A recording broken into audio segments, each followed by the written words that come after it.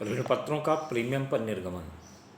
इससे पहले आपकी वीडियो में ऋण पत्रों का सम्मूल्य पर निर्गमन, ऋण पत्रों का छूट पर निर्गमन पढ़ चुके हैं।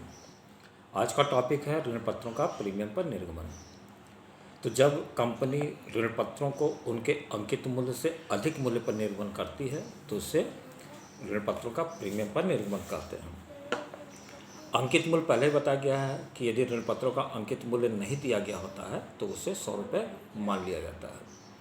तो 100 रुपये से अधिक के मूल्य पर किया गया निर्गमन प्रीमियम पर निर्गमन कहलाएगा। अर्थात यदि ऋण पर 100 रुपये का है और 10 रुपये प्रीमियम लिया जा रहा है तो 110 रुपये पर ऋण पत्रों का निर्गमन किया गया। ये 10 रुपये की अतिरिक्त राशि प्रीमियम की राशि होगी। जिस तरह से ऋण पत्रों पर छूट पर जब निर्गमन किया जाता है तो वह पूंजीगत हानि हो जाती है, उसी प्रकार जब ऋण पत्रों का निर्गमन प्रीमियम पर किया जाएगा तो वह पूंजीगत प्राप्ति हो जाती है या पूंजीगत लाभ हो जाता है। तो पूंजीगत लाभ हमेशा क्रेडिट होगा, पूंजीगत हानि हमेशा डेबिट होगा। मतलब डिस्काउंट ऑफ प्रीमियम ये हमेशा अलॉटमेंट पर ही, यदि प्रश्न में कोई इंडिकेशन नहीं है तो मान लिया जाता है।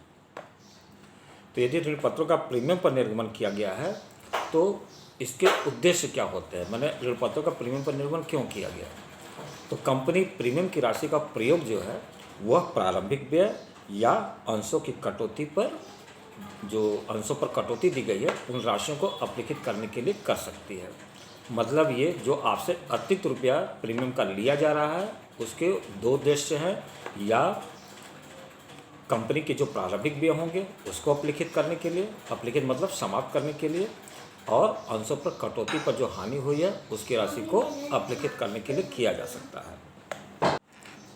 अब देखिए प्रीमियम पर निर्गमन। तो इसकी जो आप जर्नल एंट्री बनाएंगे वो debenture allotment account debit to debenture account to debenture premium. ध्यान रखिएगा कि प्रीमियम पूंजीगत प्राप्ति है, इसलिए इसको अलॉटमेंट पर क्रेडिट किया गया है। जिस तरह से आप शेयर में सिक्योरिटी प्रीमियम लिखते थे, अब यहाँ पर आप लिखेंगे debenture premium, being allotment money due with premium. तो ये ड्यू की गई। अब जब इसका पैसा आप रिसीव करेंगे तो एंट्री बनाएंगे bank account debit to debenture allotment account, being allotment money received. तो ये प्रीमियम की जर्नल एंट्री बताई जा रही है। उसके बाद इसी पर एक प्रश्न देखिए कि कंपनी ने 100 रुपये वाले, कितने रुपए वाले, 100 रुपये वाले 500 10% ऋण पत्र, 10 रुपये प्रति ऋण पत्र प्रीमियम पर निर्गमन किया। आवेदन 20 रुपये, आवंटन 60 रुपये, ब्रैकेट में प्रीमियम सहित। सहित का मतलब यह है कि प्रीमियम की राशि अलॉटमेंट पर इंक्लूड है, शामिल है, शेष अगले मांग पर। तो ऋण पत्र कितने रुपए का है, 100 रुपये, और कितना रुपये प्रीमियम लिया जा रहा है, 10 रुपये। तो यह 110 रुपये का ऋण पत्र हो जाएगा। और उस 110 रुपये में से 20 रुपये एप्लीकेशन, 60 रुपये allotment with premium and the remaining next call. तो आप यहाँ पर देखिए जर्नल एंट्री आपको करके बता रहे हैं। तो ऋण पत्र का मूल्य कितना था, अंकित मूल्य फेस वैल्यू 100 रुपये की थी, 10 रुपये प्रीमियम जुड़ जा रहा है। निर्गमन कितने ऋण पत्रों का हुआ, 500 ऋण पत्रों का निर्गमन हुआ। उसमें से 20 रुपये आवेदन है, 60 रुपये की अलॉटमेंट है, तो 60 में से प्रीमियम सही था 10 रुपये, तो 10 रुपये को अलग कर दिए और 50 रुपये अलॉटमेंट कर ले लिए और 30 रुपये प्रथम याचना के ले लिए। अब आप इसका फेस वैल्यू यदि आप जोड़ेंगे तो 20 रुपये, 50 रुपये, 70 रुपये, 30, 100 रुपये, 10 रुपये की प्रीमियम 110 रुपये हो जा रहा है। अब एंट्री आप पहले भी पढ़े हैं, एप्लीकेशन की जैसे एंट्री आप बना रहे थे उसी तरह बनाएंगे। Bank account debit to 10% debenture allotment. 10,000 रुपये कैसे आया कि 500 ऋण पत्रों का निर्गमन हुआ है, 20 रुपये की आवेदन है, तो मल्टीप्लाई कर दिए, 10,000 हो गया। अब 10% application account debit to 10% debenture, 10,000 हो गया। अब अमाउंट कैसे भरा गया, 10% डिबेंचर में 500 ऋण पत्रों का निर्गमन हुआ था, 50 रुपये अलॉटमेंट रखा गया था, तो 500 गुणे 50, 25,000 हो गया। और प्रीमियम 500 गुणे 10, 5,000 हो गया। तो टोटल मिला करके 30,000। मतलब 500 ऋण पत्रों का निर्गमन हुआ है, कुल 60 रुपये था, 500 में 60 का मल्टीप्लाई भी कर देंगे तो 30,000 रहेगा। पैसा रिसीव किए बैंक अकाउंट डेबिट तो 10% डिबेंचर अलॉटमेंट अकाउंट डेबिट पूरे 30,000 रुपये से। फिर फर्स्ट कॉल ड्यू किया, 10% debenture first call account debit तो 10% डिबेंचर, 500 में आप 30 का मल्टीप्लाई कर दीजिए, 15,000 रुपये हो गया। पैसा रिसीव किए बैंक अकाउंट डेबिट तो 10% डिबेंचर फर्स्ट कॉल, ये भी 15,000 रुपये से हुआ। तो आप प्रीमियम मतलब आप जो बेसिक चीज़ था, समूल्य पर निर्गमन, प्रीमियम पर निर्गमन और छूट पर निर्गमन, वो तीनों बेसिक चीज़ आज समाप्त हो गई।